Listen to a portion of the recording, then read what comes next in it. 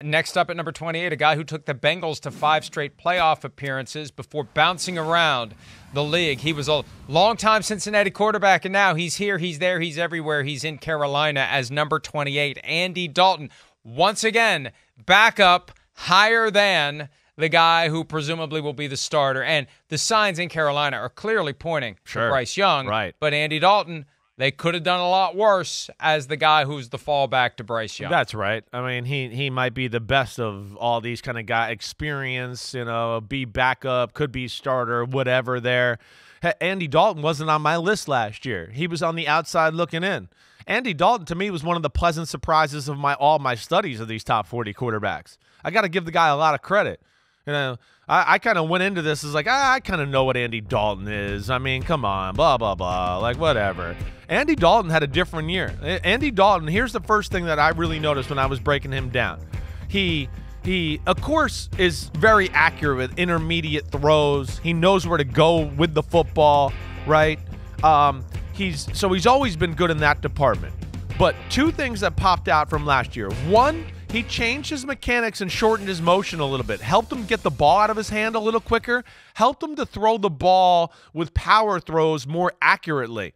And that was, Andy Dalton through his career, to me, a hair too conservative and a hair too, wait, that guy's open for a 60-yard bomb and you threw a below-average pass and now we only got 30 yards out of it. And we just got 30 yards and we got a field goal that should have been a walk-in 60-yard touchdown. Man, he was on the money last year with big-time throws. And you know me, I put a little more stock into that type of stuff, especially now, this day and age. You got to be aggressive. You got to make plays. And that's where I feel like he was a different guy last year.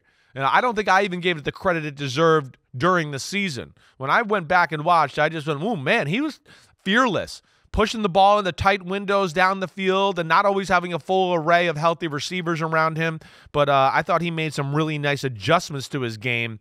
And, that year in New Orleans, it catapulted him to maybe being the starter here in Carolina.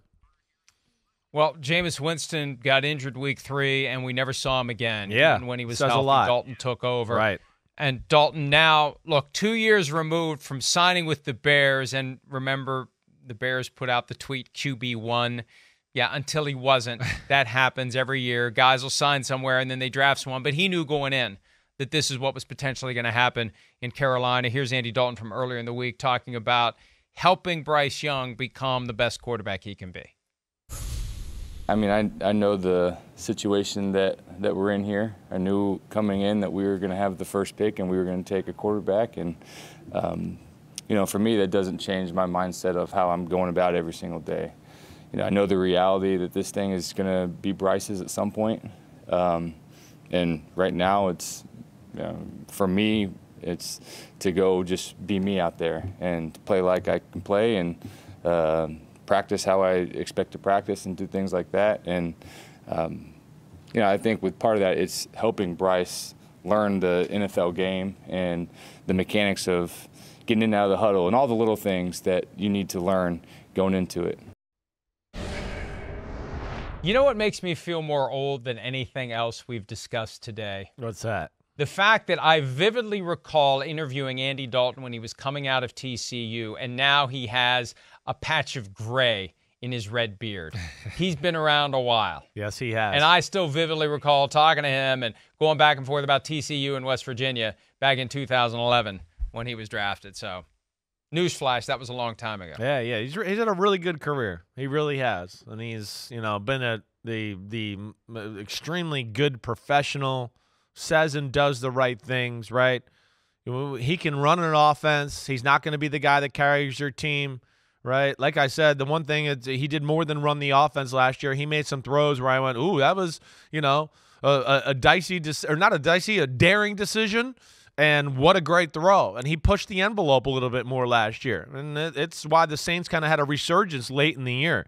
And we'll see if he can continue to do that in Carolina, but and see how long he can kind of, fight off Bryce Young before he takes over. By the way, I mentioned Jameis Winston. Yeah. He has yet to make your list. He ain't going to make one it. One specific individual in Indianapolis who is upset. If you remember You're right. what happened, we were there for the Combine. He's going to be very upset when we go back next year. He's going to be waiting for us. Yeah. How dare you? I know, You right. did not put Jameis Winston. If only the Colts had Jameis Winston instead of Anthony Richardson, everything would have been different in 2023. Well, I'm waiting for that next year in Indianapolis. Hi, it's Mike Florio. Thanks for watching PFT on YouTube. Hit subscribe for the latest news and analysis from Pro Football Talk.